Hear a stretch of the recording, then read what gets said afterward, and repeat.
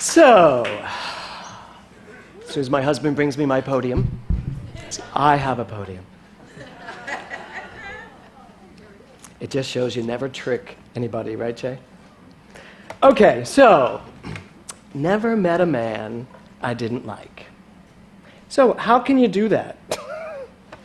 What do you think, huh? What do you think? Can you go through life liking everyone you meet? Sure. Yes or no? Yes. That is like the weakest yes. You know what? Just because I'm up here and I'm a minister, don't think that's the answer I want. No. Okay, I didn't think you would get violent on me, but okay. So, can you go through life liking everybody you meet? Could you... I'm not looking for consensus, just to be clear. I love that you're all individualizations of this teaching. So, could you ever imagine a life where you actually did like every person you meet? If you're one of the no's, could you imagine what life would be like if you actually did like everyone you meet? And question I had was, do you really think that Will Rogers meant love everyone you meet, maybe not like them, but love everyone you meet? Because that's what I've always said. I don't have to like you, but I have to love you. With that kind of southern accent that I've just inherited just this moment. Right. I don't have to like you, but I do have to love you. I used to think that was really the way to go. I'm kind of changing my mind on that. I mean, I can conceive of loving everyone because I get it. I get that we're all God. So I can conceive of loving everyone. But what would it look like if I were actually to like everyone?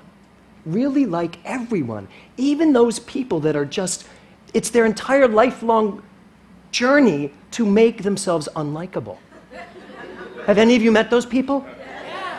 Yeah, I've ran into a couple of them during my many years, right? So what would it be like to actually like everyone? What would we have to do? So I want to explain what liking someone means.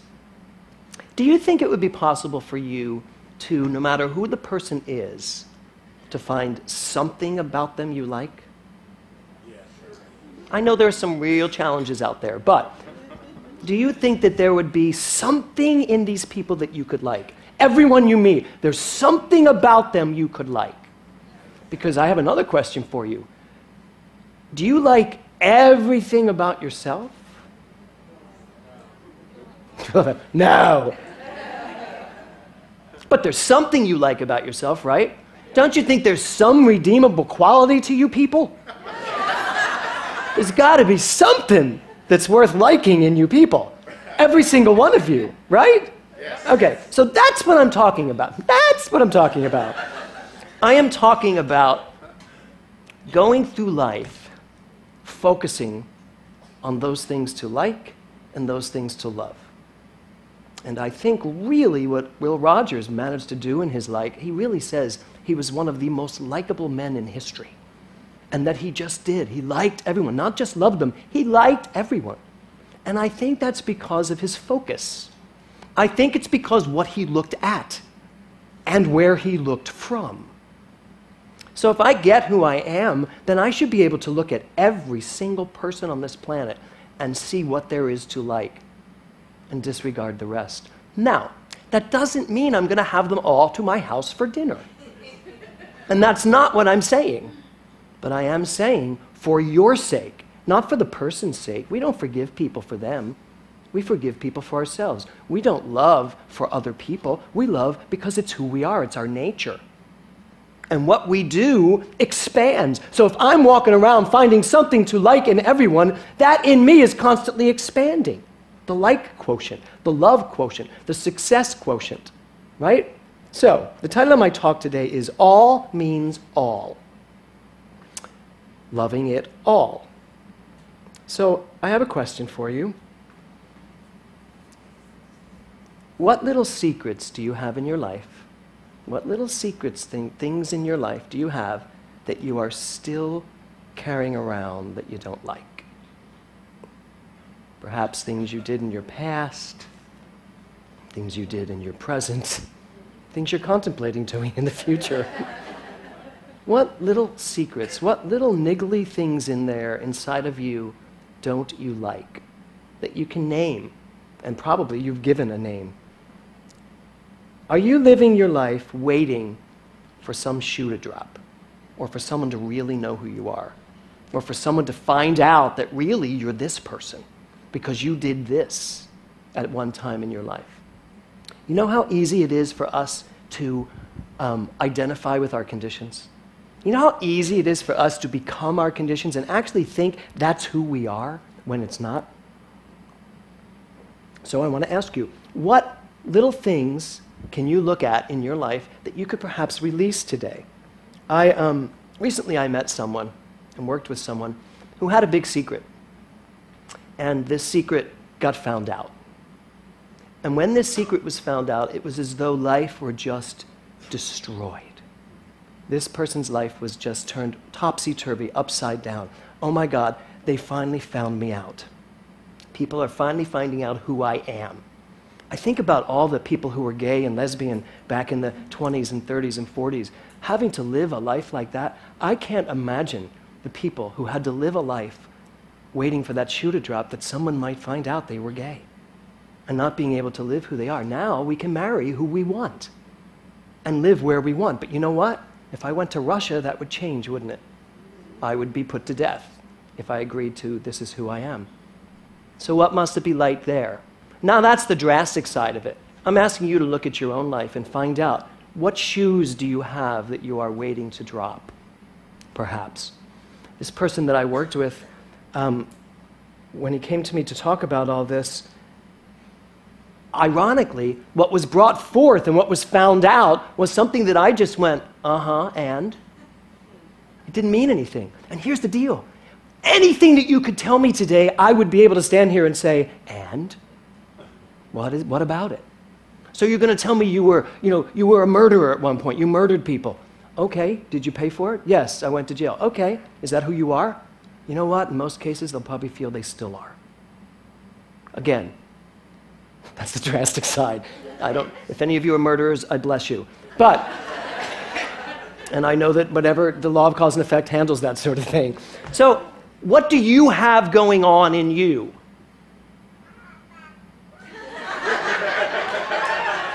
See, now he's doing the work. He's already figuring it out. He's like, and you know what that meant? I understand, baby. That actually meant I just got here. What could I have? Really? Dirty diapers. How many of you have dirty diapers? There's the question, yes? And you know what? It is like dirty diapers in our mind. You know? What do you have that needs changing? Right? It's all disposable. Just get rid of it. My, these talks take very interesting turns. So, the real question I'm asking you is, what don't you like about yourself? What don't you like about yourself? This is Loving It All month. And that means you have to love it all. And here's the deal. When I was working with this person and when he was telling me what came up, and it was interesting too, because when he told me what it was like, okay, guess what? That shoe has dropped. Kick it aside. Thank God it dropped. What a blessing. I would only want for you all, I suddenly turned Jewish, I would want for you all that whatever secrets you have get found out so that you can get over it, Blanche. Dr. Walker. So that you could just get over it, so that you could kick that shoe out of there. And that's what I said. I said, you know what? Here's the deal. You have been able to get rid of this. Get rid of it now. Get rid of it. And I knew that's what I was coming here to talk about today, so it makes perfect sense that that's what shows up this week for me. You know, to sit with someone and say, no, get rid of it. And then, just when that shoe was dropped and kicked aside, we have another one. And there was another one. Well, wait, I have one more, too, that hasn't been found out. And that one, to me, was even weaker than the first one. I was like, oh, let it drop. Really, let it drop. So what do you have? What do you have inside that feels so monumental that if I found that out about you, oh my God, I wouldn't be able to like you, except I would because I've never met a man I didn't like. So, what is it? What are you going to work on? What do you want to look at? Here's a quote. I want to do some Will Rogers quotes. If you want to be successful, It's just this simple. Know what you're doing, love what you're doing, and believe in what you're doing. Now, here's the thing about that. Know, love, and believe. Now, here's the thing about that. In order for you to love what you're doing, and actually in order for you to actually do what it is you say you love, you have to know who you are. Because if you know who you are, you know that you are unlimited in scope. You can choose anything on this planet to do, to be, to have, to experience, when you know who you are. Will Rogers knew who he was, and he just walked around like that. What about us? Do we know who we are so clearly that not only do we do what we love what we do, and we believe in ourselves 100%? Or is there some niggling little shoe in there, or some dirty diaper in there that's just waiting for you to change it? Here's another one. Don't let yesterday use up too much of today. What a great sentiment. Don't let yesterday use up too much of today. Life expands. Life expands. If you like people, and if you love people, you are living an expansive life. If you don't like people, and you take your mind and you allow yourself to focus on what it is you don't like about them, do you ever have one of those days or one of those relationships? You just notice everything about this person you don't like. Anybody? What does it feel like when you live like that? And again, I don't have to focus on them. I don't have to say, oh, I like all these bad things about this person. I like these things that bother me. That's not the case. It's what do you like? Focus on that. Expand that. Love expands. Not loving diminishes. So do you want to expand or diminish? It really comes down to that, doesn't it? Exactly. Expand. Here's another one. I love this quote.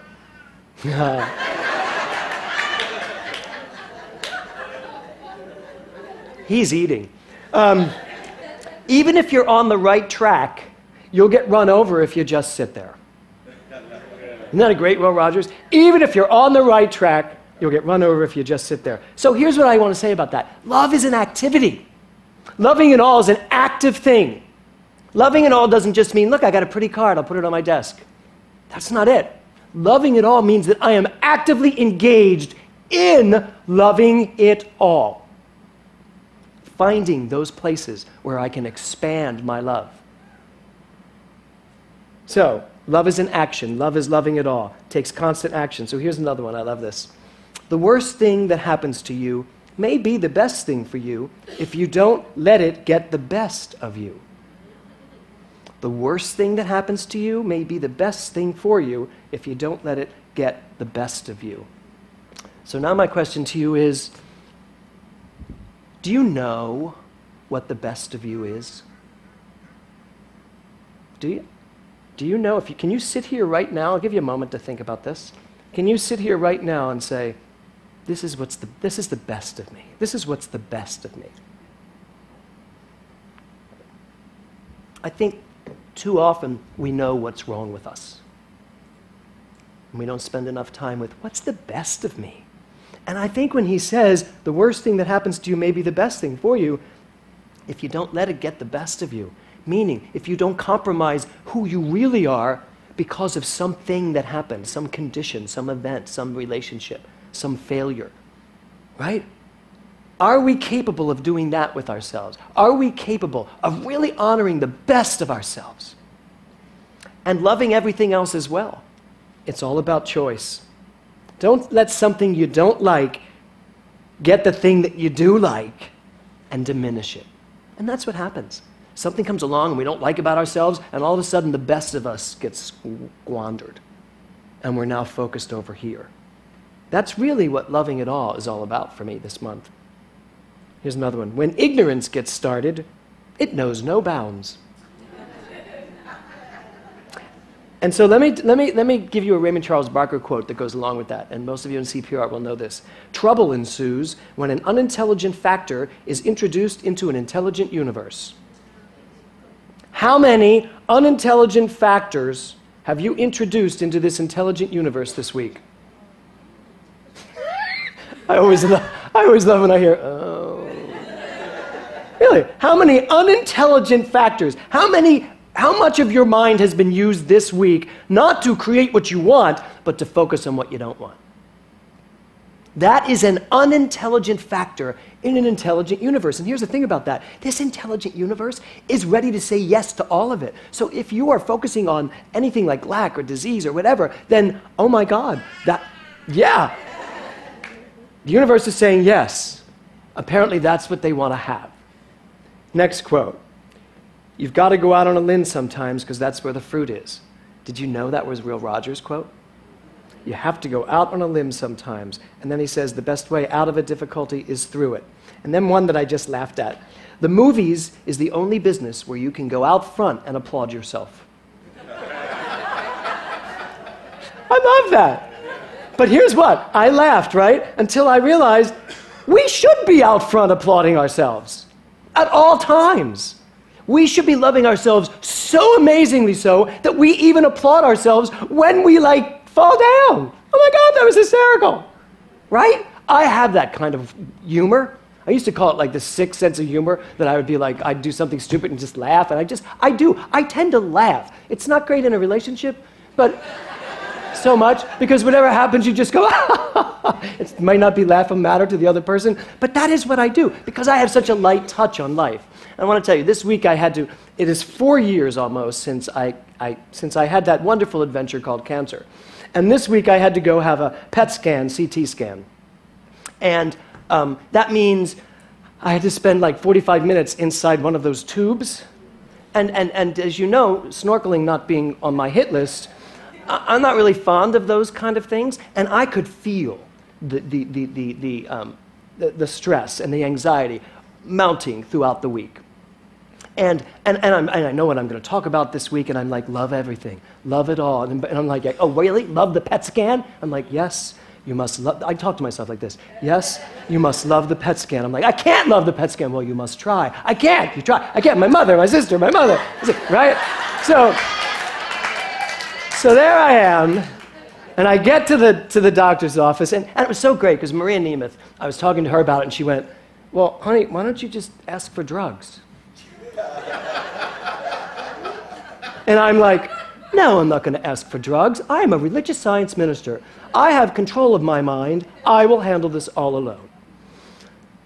So I get there, right? Love it all, James. Loving it all. Love it all. Everybody was so nice to me. Oh my God, they were so nice. And I got there and I went, I'm probably going to be needing Ativan for this. And the woman was it's just a PET scan. I said, don't judge me. I was no, I'm going to be needing some Ativan for this.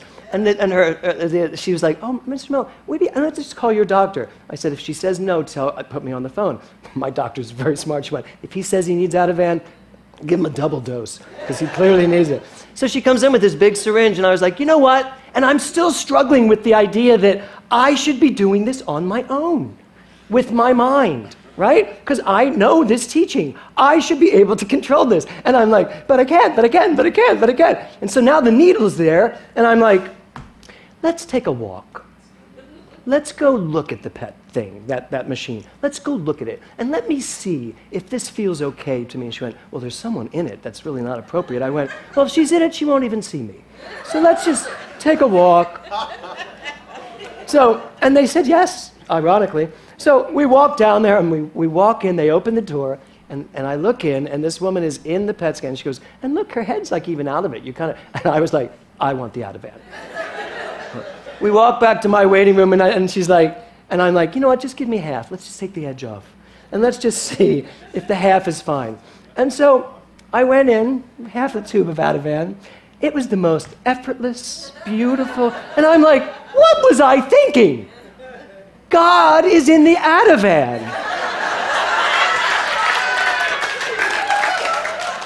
If it's all God, how could I create the duality that Ativan is not God? Do you see what we do to ourselves? Or more importantly, do you see what I do to myself? God is all of it. Absolutely all of it. And it was a really beautiful PET scan. It really was. It was I was in there with your hands up. I'm laying there going, this really is easy. I don't know what I was upset about. This really is nothing. And it was just, the hour went by, and I'm just singing and thinking things, and it was a beautiful hour. And the result of that was, I am 100% cancer-free. Yes. 4 years, no activity, nothing. And she said to me, my doctor, when she called me, she said, there's absolutely nothing. She says, it's very probable that you will never have cancer again. And I went, probable? I said, no. I said, it's absolute. It's done. I'm done with this. I said, and I never need to have another PET scan. I said, but if I do, I know how to do it now. It's not a problem. So, why do I tell you this story? No idea. No, I know exactly why. It amazes me in my life when I find duality anywhere. I am such a hawk when it comes to duality. Finding anything in my mind that feels like it lives outside of God is one of my greatest joys in life. Literally focusing on that and saying, oh my God. And then when one shows up, it just blows my mind. I'm like, oh wow, look at that.